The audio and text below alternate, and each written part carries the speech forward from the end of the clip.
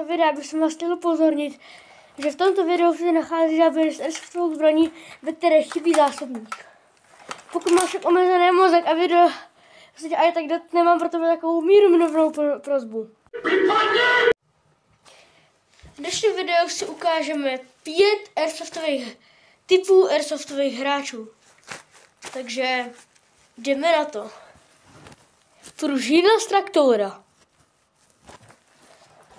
Tak se podíváme. Máme to změřené a kde tam přeštylujeme hezký.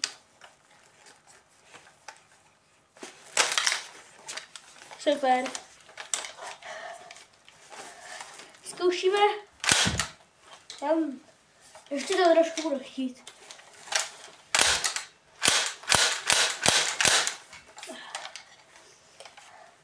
Zkusíme auto. Mod.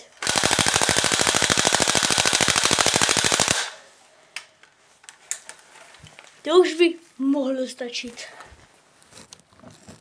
Ten, co má ostrou zbraň.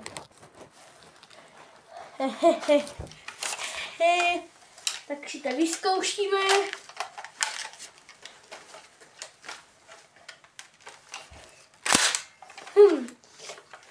Není moc silná. Tady šéfe, pojďme to vlastně otestovat. Tak jo. Takže já ti stavím nazad, jo? 3, 2, 1.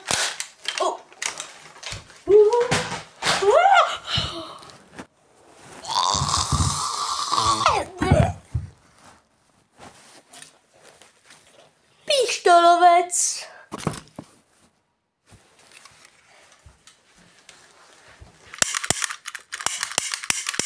Jo.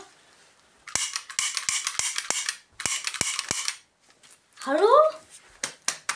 Tak lítej trochu daleko, ne? To je návno. Má někdo napušení dlouhou? Jo. Nemám tady, ne? No, ty máš. No, veď to. No, tak dobře, no. Zkusím. To je těžký, jako. To neudržím úplně. Jo, na to kašlu, já vedu domů. A tímto se dostáváme k další kategorii druhoválečný maniak.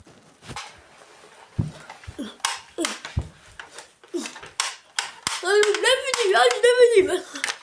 Ježišmarja, sorry vlastní. Jo, já se nevidím. Zkusíme pažbu.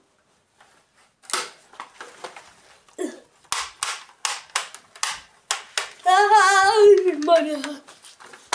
To je to těžký. To je jak kovový.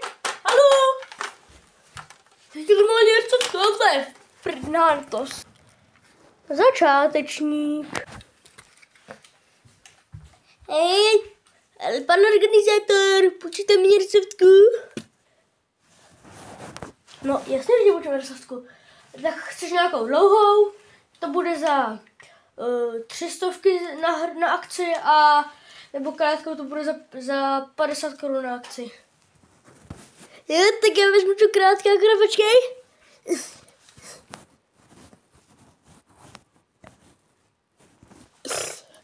Bude stačit nožiček?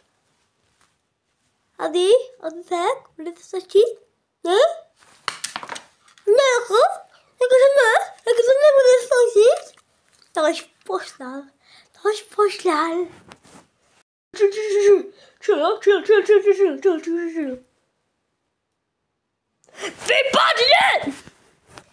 Tak a to je konec kratšího videa.